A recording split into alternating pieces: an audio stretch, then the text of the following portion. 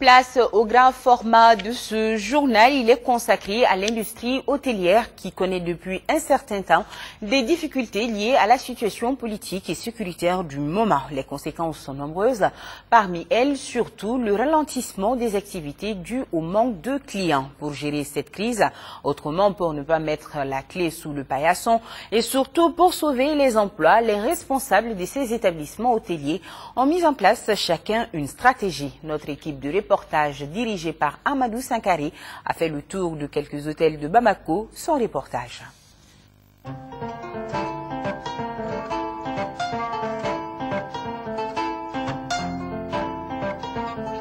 À cause de la situation politique et sécuritaire difficile que vit notre pays, l'activité économique semble quelque peu enveilleuse.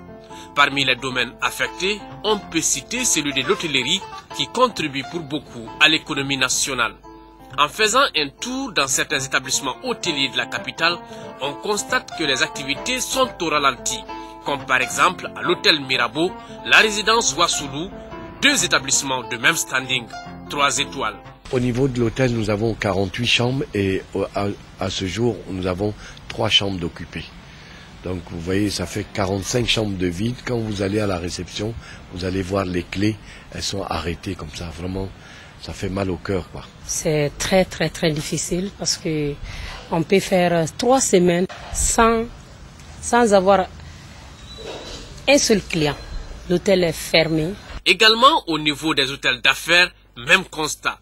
Le 22 mars, on était à 100% de taux d'occupation. Aujourd'hui, on a 7 clients. La situation va très mal. C'est le secteur le plus touché, l'hôtellerie, surtout que la majorité de nos clients viennent de l'extérieur. Nous subissons de façon difficile cette crise. Pour faire face à cette nouvelle donne, les responsables des différentes structures ont pris certaines mesures et ces dispositions varient d'un établissement à un autre. C'est un grand manque à gagner pour nous. On n'arrive plus vraiment à joindre les deux bouts au niveau de l'hôtel. Donc ça fait que on a été obligé de négocier avec notre personnel, au lieu de les mettre en chômage technique, le 50-50, c'est-à-dire 50% de salaire. Et ils ont adhéré, ils préfèrent avoir 50% de salaire parce que c'est la première chose qu'il faut regarder, le côté social. On a 249 employés dont les emplois sont menacés. Il faut dire les choses telles qu'elles sont. Les emplois de ces 249 personnes sont menacés aujourd'hui. On a pris sur les congés jusqu'en 2013. On a mis les gens en congé, on les a mis en congé, on les a mis en congé, on a fait une fermeture. Maintenant, la seule chose qui reste, si les activités ne démarrent pas, on serait obligé d'envisager de mettre une partie du personnel en chômage technique. Souvent, il faut que moi-même, je mette ma main dans ma poche pour pouvoir payer même les personnels et puis les petits besoins de l'hôtel. On a constaté que l'ambiance n'est plus la même. Il n'y a pas autant d'affluence que nous avons l'habitude de le voir. C'est ma 3e fois d'utiliser cet hôtel et donc j'ai remarqué qu'il y avait une différence quand même en ce qui concerne l'affluence et puis l'ambiance. Le service est impeccable, je dirais. Je pense qu'ils sont à nos petits soins du fait qu'il n'y a pas beaucoup d'affluence. Même avec cette situation difficile, les hôtels font face à certaines obligations. Qui est client ou pas, tu es obligé quand même de payer le minimum que tu peux payer pour les impôts. Donc si quand même, ils pouvaient quand même voir ce côté pour nous. L'EDM, c'est le même coût. Nous, on peut être fermé ici pendant 1 mois. J'ai dit fermé parce qu'on peut faire 1 mois sans trouver un client.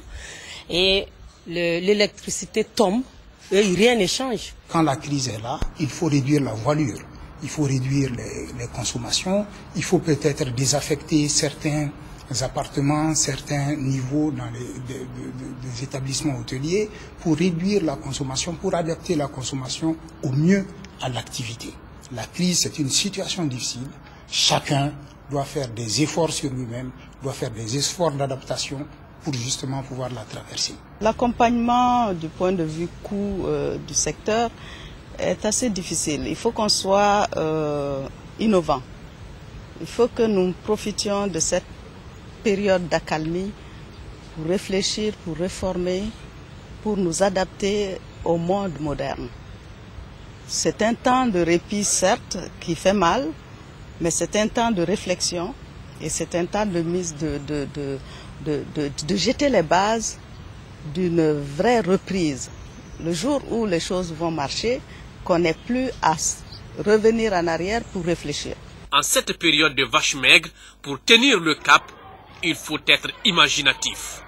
Nous nous sommes dit qu'il faudrait faire une stratégie qui puisse quand même amener la clientèle locale.